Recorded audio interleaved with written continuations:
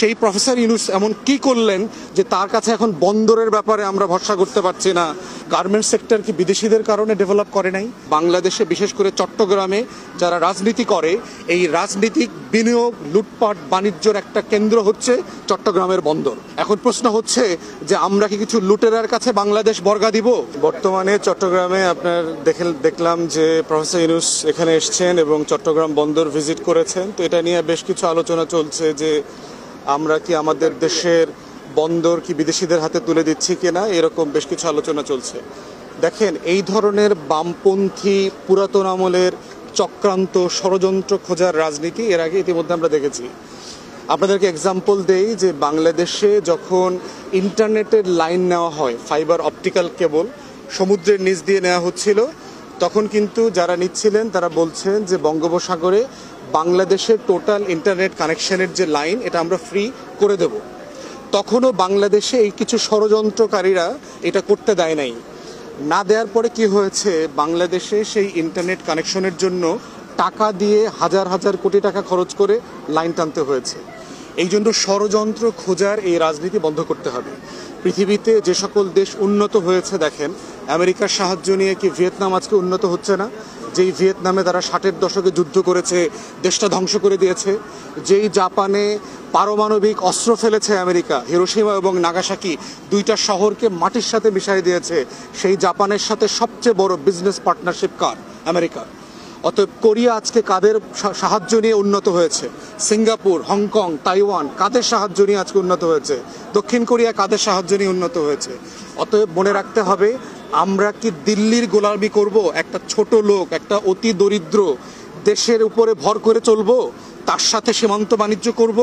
না দুনিয়ার সবচেয়ে বড় সুপার পাওয়ার যে অর্থনীতিতে আমাকে সাহায্য করতে পারবে, প্রযুক্তিতে সাহায্য করতে পারবে, জবে সাহায্য করতে পারবে, আমার লক্ষ লক্ষ ছেলে মেয়েদেরকে বিদেশে নিতে পড়ালেখা করতে সাহায্য করতে পারবে, আমরা কাদের সাথে আসলে পার্টনারশিপটা করব?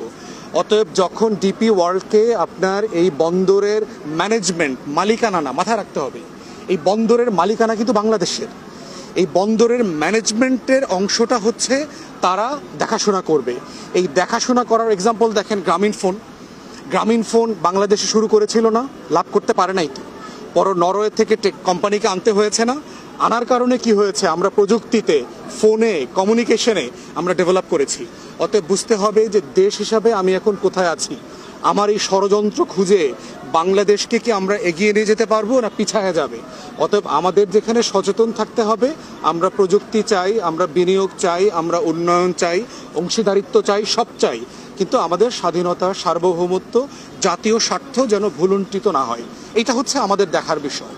এখন পর্যন্ত যেই প্রফেসর ইউনূসের হাতে পুরো বাংলাদেশটাকে তুলে দিয়েছি আমরা গত বছর আগস্ট মাসে, সেই প্রফেসর ইউনূস এমন কি করলেন যে তার কাছে এখন বন্দরের ব্যাপারে আমরা ভরসা করতে পারছি না, বাংলাদেশ বিমানটা কোথায় থাকবে সেটার ব্যাপারে ভরসা করতে পারছি না? আসল বাস্তবতা এগুলো না। এগুলো হচ্ছে, আপনারা জানেন যে বাংলাদেশে বিশেষ করে চট্টগ্রামে যারা রাজনীতি করে, এই রাজনীতিক বিনিয়োগ লুটপাট বাণিজ্যর একটা কেন্দ্র হচ্ছে চট্টগ্রামের বন্দর।